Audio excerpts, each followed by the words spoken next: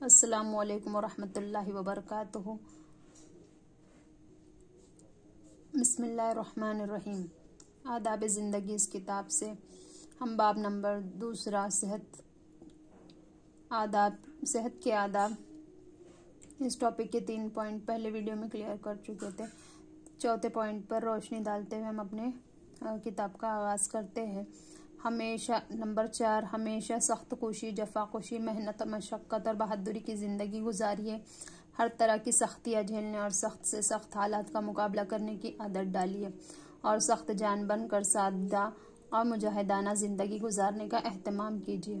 آرام طلب، سہل انگار، نزاکت پسند، کاہل، عیش و کوش، پست ہمت اور دنیا پرست نہ بنیے۔ نبی صلی اللہ علیہ وسلم جب حضرت معاذ بن جبل رضی اللہ تعالیٰ عنہ کو یمن کا گورنر بنا کر بھیجنے لگے تو ہدایت فرمائی کہ معاذ اپنے کو عیش کوشی سے بچائے رکھنا، اس لیے کہ خدا کے بندے عیش کوش نہیں ہوتے۔ اور حضرت ابو امامہ رضی اللہ تعالیٰ عنہ کہتے ہیں کہ نبی صلی اللہ علیہ وسلم نے فرمایا، سادہ زندگی گزارنا ایمان کی علامت ہے۔ ابو داؤد۔ نبی صلی اللہ علیہ وسلم ہمیشہ سادہ اور مجاہدانہ زندگی گزارتے تھے اور ہمیشہ اپنے مجاہدانہ قوت کو محفوظ رکھنے اور بڑھانے کی کوشش فرماتے تھے۔ آپ صلی اللہ علیہ وسلم تیرنے سے بھی دلچسپی رکھتے تھے، اس لیے کہ تیرنے سے جسم کی بہترین ورزش ہوتی ہے۔ ایک بار ایک تالاب میں آپ صلی اللہ علیہ وسلم اور آپ صلی اللہ علیہ وسلم کے چند صحابی تیر رہے تھے۔ آپ صلی اللہ علیہ وسلم نے تیرنے والوں میں سے ہر ایک کی جوڑی مقرر فرما دی کہ ہر آدمی اپنے جوڑ کی طرف تیر کر پہنچے۔ چنانچہ آپ صلی اللہ علیہ وسلم کے ساتھی حضرت ابوبکر رضی اللہ تعالیٰ عنہ قرار پائے۔ آپ تیرتے ہوئے ان تک جا پہنچے اور جا کر ان کی گردن پکڑ لی۔ نبی صلی اللہ علیہ وسلم کو سواری کے لیے گھوڑا بہت پسند تھا۔ آپ صلی اللہ علیہ وسلم اپنے گھوڑے کی خود خدمت فرماتے۔ آپ نے آستین سے اس کا منہ پوچھتے اور صاف کرتے، اس کی عیال کے بالوں میں اپنی انگلیوں سے بٹتے اور فرماتے، بھلائی اس کی پیشانی سے قیامت تک کے لیے وابستہ ہے۔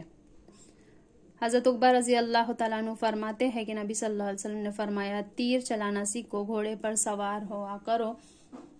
تیر اندازی کرنے والے مجھے گھوڑوں پر سوار ہونے والوں سے بھی زیادہ پسند ہے، اور جس نے تیر اندازی سیکھ کر چھوڑ دی، اس نے خدا کی نعمت کی ناقدری کی۔ حضرت عبداللہ بن عمر رضی اللہ تعالیٰ عنہ فرماتے ہیں کہ نبی صلی اللہ علیہ وسلم نے ارشاد فرمایا، جس نے خطرے کے موقع پر مجاہدین کی پاسبانی کی اور اس کی یہ رات شب قدر سے زیادہ افضل ہے۔ نبی صلی اللہ علیہ وسلم نے صحابہ کرام رضی اللہ تعالیٰ عنہ کو خطاب کرتے ہوئے فرمایا، میری امت پر وہ وقت آنے والا ہے جب دوسری قومیں اس پر اس طرح ٹوٹ پڑیں گی جس طرح کھانے والے دسترخوان پر ٹوٹ پڑتے ہیں۔ تو کسی نے پوچھا، یا رسول اللہ صلی اللہ علیہ وسلم، کیا اس زمانے میں ہماری تعداد اتنی کم ہو جائیں گی کہ ہمیں نگل لینے والی قومیں متحد ہو کر ہم پر ٹوٹ پڑیں گی؟ ارشاد فرمایا، نہیں، اس وقت تمہاری تعداد کم نہ ہوگی بلکہ تم بہت بڑی تعداد میں ہوں گے، البتہ تم سیلاب میں بہنے والے تنکوں کی طرح بے وزن ہوں گے۔ تمہارے دشمنوں کے دل سے تمہارا رعب نکل جائے گا اور تمہارے دلوں میں پست ہمتی گھر کر لیں گی۔ اس پر ایک آدمی نے پوچھا، یا رسول اللہ صلی اللہ علیہ وسلم، یہ پست ہمتی کس وجہ سے آئیں گی؟ آپ نے صلی اللہ علیہ وسلم نے فرمایا، اس وجہ سے کہ تم دنیا سے محبت اور موت سے نفرت کرنے لگو گے۔ حضرت ابو ہریرہ رضی اللہ تعالیٰ عنہ کا بیان ہے کہ نبی صلی اللہ علیہ وسلم نے فرمایا، بہترین زندگی اس شخص کی زندگی جو اپنے گھوڑوں کی باگیں پکڑے ہوئے خدا کی راہ میں اس کو اڑاتا پھرتا ہے، جہاں کسی خطرے کی خبر سنی گھوڑے کی پیٹھ پر بیٹھ کر دوڑ گیا، قتل اور موت سے ایسا بے خوف ہو گیا گویا اس کی تلاش میں ہے۔ نمبر 5، خواتین بھی سخت کوشی اور محنت و مشقت کی زندگی گزارے، گھر کے کام کاج اپنے ہاتھوں سے کرے، چلنے پھرنے اور تکلیف برداشت کرنے کی عادت ڈالے، آرام طلبی، سستی اور عیش کوشی سے پرہیز کرے، اور اولاد کو بھی شروع سے سخت کوش، جفا کوش اور سخت جان اٹھانے کی کوشش کرے۔ گھر میں ملازم ہو تب بھی اولاد کو بات بات میں ملازم کا سہارا لینے سے منع کرے اور عادت ڈلوائے کہ بچے اپنا کام خود اپنے ہاتھوں سے کریں۔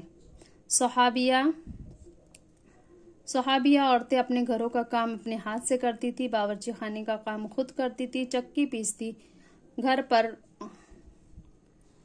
پیستی، پانی بھر کر لاتی، کپڑے دھوتی، سینے پرونے کا کام کرتی۔ اور محنت و مشقت کی زندگی گزار دی اور ضرورت پڑنے پر میدان جنگ میں زخمیوں کی مرہم پٹی کرنے اور پانی پلانے کا نظم بھی سنبھال لیتی۔ اس سے خواتین کی صحت بھی بنی رہتی، اخلاق بھی صحت مند رہتے اور بچوں پر بھی اس کے اچھے اثرات پڑتے ہیں۔ اسلام کی نظر میں پسندیدہ بیوی وہی ہے جو گھر کے کام کاج میں مصروف رہتی ہے اور جو شب و روز اسی طرح اپنے گھریلو ذمہ داریوں میں لگی ہوئی ہے۔ اس کے چہرے بشرے سے محنت کی تقان بھی نمایاں رہے اور باورچی خانے کی سیاہی اور دھوئے کا ملگجا پن بھی ظاہر ہو رہا ہو۔ نبی صلی اللہ علیہ وسلم کا ارشاد ہے، میں اور ملگجے گالوں والی عورت قیامت کے دن اس طرح ہوں گے کہ آپ صلی اللہ علیہ وسلم نے شہادت کی انگلی اور بیچ کی انگلی کو ملاتے ہوئے بتایا۔ نمبر 6، سحر خیزی کی عادت ڈالیے۔ سونے میں اعتدال کا خیال رکھیں، نہ اتنا کم سوئے کہ جسم کو پوری طرح آرام و سکون نہ مل سکے اور اعضاء میں تھکان اور شکستگی رہے، اور نہ اتنا زیادہ سوئے کہ سستی اور کاہلی پیدا ہو۔ رات کو جلد سونے اور صبح کو جلد اٹھنے کی عادت ڈالیے۔ صبح اٹھ کر خدا کی بندگی بجا لائیے اور چمن یا میدان میں ٹہلنے اور تفریح کرنے کے لیے نکل جائیے۔ صبح کی تازہ ہوا صحت پر بہت اچھا اثر ڈالتی ہے۔ روزانہ اپنے جسم کو قوت کے لحاظ سے مناسب اور ہلکی پھلکی ورزش کا بھی اہتمام کیجیے۔ نبی صلی اللہ علیہ وسلم باغ کی تفریح کو پسند فرماتے تھے اور کبھی کبھی خود بھی باغوں میں تشریف لے جاتے تھے۔ آپ صلی اللہ علیہ وسلم نے عشاء کے بعد جاگنے اور گفتگو کرنے کی ممانعت فرمائی اور فرمایا، عشاء کے بعد وہی شخص جاگ سکتا ہے جس کو کوئی دینی گفتگو کرنی ہو یا پھر گھر والوں سے ضرورت کی بات چیت کرنی ہو۔ نمبر 7، ضبط نفس کی عادت ڈالیے۔ اپنے جذبات، خیالات، خواہشات اور شہوات پر قابو رکھیے۔ اپنے دل کو بہکنے، خیالات کو منتشر ہونے اور نگاہ کو آوارہ ہونے سے بچائیے۔